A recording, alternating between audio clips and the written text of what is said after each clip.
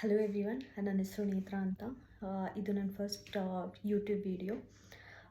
ನಂಗೆ ತುಂಬ ದಿನದಿಂದ ಅನ್ನಿಸ್ತಾ ಇತ್ತು ಯೂಟ್ಯೂಬ್ ವೀಡಿಯೋ ಕ್ರಿಯೇಟ್ ಮಾಡಬೇಕು, ಚಾನಲ್ ಓಪನ್ ಮಾಡಬೇಕು ಅಂತ ಎಲ್ಲನ.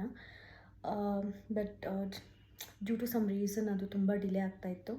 ನಾನು ಈಗ ಕಂಟಿನ್ಯೂಸ್ ಆಗಿ ಬಿಗ್ ಬಾಸ್ ಫಾಲೋ ಮಾಡ್ತಿರೋದ್ರಿಂದ ನನಗೆ ಒಬ್ಬ ವ್ಯಕ್ತಿ ಮೇಲೆ ವೀಡಿಯೋ ಮಾಡಬೇಕು ಅಂತ ಅನ್ನಿಸ್ತು. ಸೊ ಐ ಥಾಟ್ ಓಕೆ, ಇವಾಗಿಂದ ಸ್ಟಾರ್ಟ್ ಮಾಡೋಣ, ಬಿಗ್ ಬಾಸಿಂದನೇ ಸ್ಟಾರ್ಟ್ ಆಗಲಿ ಅಂತ. ಬಟ್ ಹಂಗಂತ ನನ್ನ ಚಾನಲಲ್ಲಿ ಬರೀ ಬಿಗ್ ಬಾಸ್ ಬಗ್ಗೆ ಅಪ್ಲೋಡ್ ಮಾಡ್ತೀನಿ, ಕನ್ನಡ ಬಿಗ್ ಬಾಸ್ ಬಗ್ಗೆನೇ ಅಪ್ಲೋಡ್ ಮಾಡ್ತೀನಿ ಅಂತ ಏನೂ ಇರಲ್ಲ. ಕಮಿಂಗ್ ಟು ದ ಪಾಯಿಂಟ್, ನಾನು ಯಾವ ವ್ಯಕ್ತಿ ಬಗ್ಗೆ ಮಾತಾಡಬೇಕು ಅಂತ ಬಯಸ್ತಾ ಇದ್ದೀನಿ ಅಂದರೆ ಅದು ಸಂಗೀತ ಶೃಂಗೇರಿ. ನಿಮಗೆಲ್ಲ ಗೊತ್ತಿರೋ ಮಟ್ಟಿಗೆ ಈಗ ಸಂಗೀತ ಶೃಂಗೇರಿ ತುಂಬ ಪಾಪ ಅವರು ಒಂಟಿಯಾಗಿ ಹೋರಾಡ್ತಾ ಇದ್ದಾರೆ ಬಿಗ್ ಬಾಸಲ್ಲಿ ಅಂತೆಲ್ಲ ಕೇಳ್ಪಡ್ತಾ ಇದೆ. ಬಟ್ ನೀವು ಯೋಚನೆ ಮಾಡಬೇಕಾಗಿರೋದು ಏನಂದರೆ, ಅವ್ರು ಯಾರೋ ಒಂಟಿ ಆಗ್ತಾ ಇದ್ದಾರೆ, ಕಾರ್ನರ್ ಆಗ್ತಿದ್ದಾರೆ ಅಂತ ವೋಟ್ ಮಾಡೋದಲ್ಲ. ಫ್ರಮ್ ಡೇ ಒನ್ ಯಾರ್ಯಾರು ಹೆಂಗೆ ಆಡ್ತಾ ಇದ್ದಾರೆ, ಯಾರು ನಿಯತ್ತಾಗಿದ್ದಾರೆ, ಪ್ರಾಮಾಣಿಕತೆ ಆಗಿದ್ದಾರೆ, ಒಬ್ರಿಗೊಬ್ರು ನಿಯತ್ತಾಗಿರ್ಬೋದು, ಫ್ರೆಂಡ್ಶಿಪ್ ಆಗಿರ್ಬೋದು, ಯಾರು ವ್ಯಾಲ್ಯೂ ಕೊಡ್ತಿದ್ದಾರೆ, ಟಾಸ್ಕಲ್ಲಿ ಯಾರು ಚೆನ್ನಾಗಿ ಆಡ್ತಾ ಇದ್ದಾರೆ, ಇಲ್ಲಿವರೆಗೂ ಯಾರು ಕಾಮಿಡಿ ಮಾಡ್ತಿದ್ದಾರೆ, ಯಾರು ಎಂಟರ್ಟೈನ್ಮೆಂಟ್ ಮಾಡ್ತಿದ್ದಾರೆ, ಇದೆಲ್ಲ ಫ್ಯಾಕ್ಟರ್ಸ್ ತುಂಬ ಇಂಪಾರ್ಟೆಂಟ್ ಆಗುತ್ತೆ. ನಾವು ಯಾರನ್ನಾದರೂ ವೋಟ್ ಮಾಡಿ ಗೆಲ್ಲಿಸ್ತೀವಿ ಅಂದರೆ ಬಿಗ್ ಬಾಸಲ್ಲಿ ಆ ಪಾಯಿಂಟ್ನ ನೋಡಿದ್ರೆ ಸಂಗೀತ ಶೃಂಗೇರಿ ಓಕೆ ಆಡ್ತಾ ಇದ್ದಾರೆ, ಬಟ್ ವಿನ್ನರ್ ಮಟೀರಿಯಲ್ ಅಂತೂ ಅಲ್ಲ. ಮೇ ಬಿ ಟಾಪ್ 5ವರೆಗೂ ಬರ್ಬೋದು.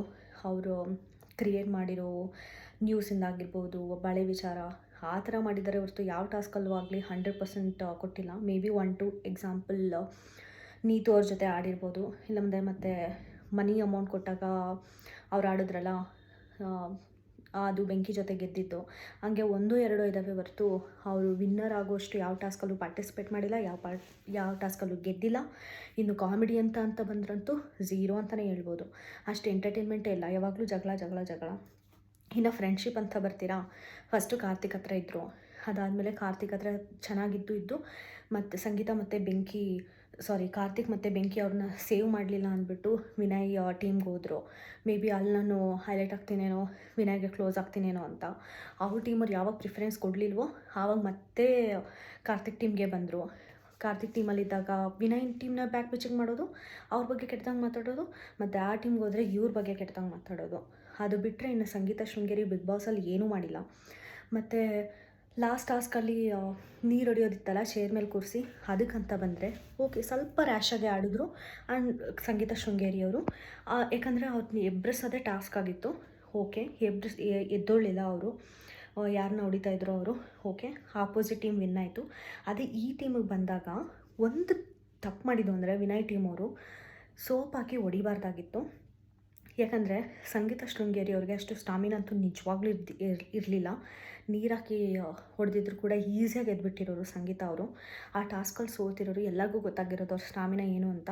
ಬಟ್ ವಿನಯ್ ಟೀಮ್ ಅವರು ತಪ್ಪು ಮಾಡಿದ್ದು ಅಂದರೆ ಸೋಪಿನ ಪುಡಿ ಹಾಕ್ಬಿಟ್ಟು ಎದ್ಬಿಟ್ಟು ಅಲ್ಲೊಂದು ಕಟ್ಟಸಿ ಕೊಟ್ಬಿಟ್ರು. ಜನಗಳು ತುಂಬ ಕಟ್ಟಸಿ ಬಂದುಬಿಡ್ತು. ನನಗೂ ಕೂಡ ಪಾಪ ಹಿಂಗೆ ಮಾಡಬಾರ್ದಾಗಿತ್ತೇನೋ ಅಂತ ನನಗೂ ಅನ್ನಿಸ್ತು. ಬಟ್ ಆಫ್ಟರ್ ಕಮ್ಮಿಂಗ್ ಬ್ಯಾಕ್ ಅದನ್ನೇ ಸುತ್ತಿ ಹೇಳ್ತಾಯಿದ್ರು, ಯಾರು ಇಂಟೆನ್ಷನಾಗಂತೂ ಮಾಡಿರಲ್ಲ ಗುರು, ಯಾವ್ದನ್ನ ಎದುರಿಸ್ಬೇಕು ಅಂತ ಕಾರಣದಿಂದನೇ ವಿನಯ್ ಟೀಮ್ ಅವರು ಕೂಡ ಮಾಡಿದರು. ಅಲ್ಲೊಂದು ಮನುಷ್ಯತ್ವ ಯೋಚನೆ ಮಾಡಬೇಕಿತ್ತು, ಅದರಲ್ಲಿ ಅವ್ರದ್ದು ತಪ್ಪಿದೆ.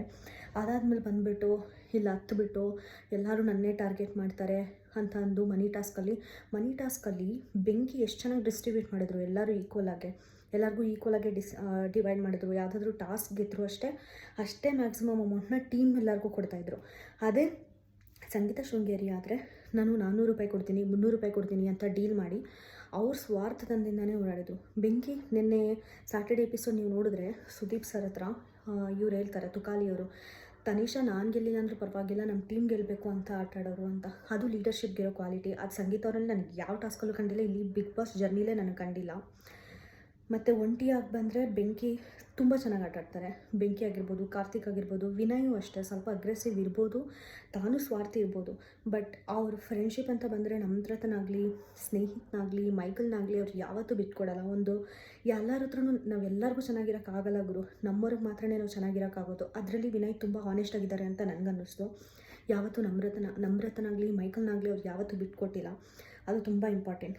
ಸೊ ವಿನಯ್ನೂ ಕೂಡ ಕನ್ಸಿಡರ್ ಮಾಡ್ಬೋದು. ಪ್ರತಾಪು ಅಷ್ಟೇ, ಅವ್ನು ನಿಯತ್ತಿನ ಮನುಷ್ಯ ಅಂತ ಅನಿಸುತ್ತೆ. ಅವ್ರ ಪಾಸ್ಟ್ ಏನೇ ಆಗಿರ್ಬೋದು, ಅದು ನಮಗೆ ಬೇಕಾಗಿಲ್ಲ. ಬಿಗ್ ಬಾಸ್ ಜರ್ನಿ ಅಂತ ಬಂದರೆ ತುಕಾಲಿನೂ ಅಷ್ಟೇ ಸೂಪರ್ ಎಂಟರ್ಟೈನ್ಮೆಂಟ್. ತುಕಾಲಿ ಇರಲಿಲ್ಲ ಅಂದರೆ ಬಿಗ್ ಬಾಸ್ ಪೂರ್ತಿ ಬೋರ್ ಆಗಿರೋದು. ಇವ್ರನ್ನೆಲ್ಲ ಬಿಟ್ಬಿಟ್ಟು ಸಂಗೀತ ವಿನ್ನಿಂಗ್ ಮಟೀರಿಯಲ್ ಹಾಗೆ ಹೀಗೆ ಅವ್ರು ಜಸ್ಟ್ ಅವ್ರು ಕಿಚ್ಚಾಡ್ತಾರೆ, ಏನೋ ಒಂದು ಮಾತಾಡ್ತಾರೆ ಅಂತ ಅವ್ರನ್ನೇ ವಿನ್ನರ್ ಮಟೀರಿಯಲ್ ಮಾಡಿಕೊಂಡು ಸಾಫ್ಟ್ ಕಾರ್ನರ್ ಮಾಡಿಕೊಂಡು ವೋಟ್ ಮಾಡಿಕೊಂಡು ಇದಿದ್ರೆ ತುಂಬಾ ಡಿಸರ್ವಿಂಗ್ ಕ್ಯಾಂಡಿಡೇಟ್ಸ್ಗೆ ಅನ್ಯಾಯ ಆಗುತ್ತೆ ಅಂತ ಅನ್ನಿಸ್ತು. That is the reason why I am making this video. ಇದು ಇಷ್ಟ ಆದರೆ ಪ್ಲೀಸ್ ನನ್ನ ಚಾನಲ್ನ ಸಬ್ಸ್ಕ್ರೈಬ್ ಮಾಡಿ, ಶೇರ್ ಮಾಡಿ ಮತ್ತು ಲೈಕ್ ಮಾಡಿ, ನನ್ನ ಸಪೋರ್ಟ್ ಮಾಡಿ. Thank you so much.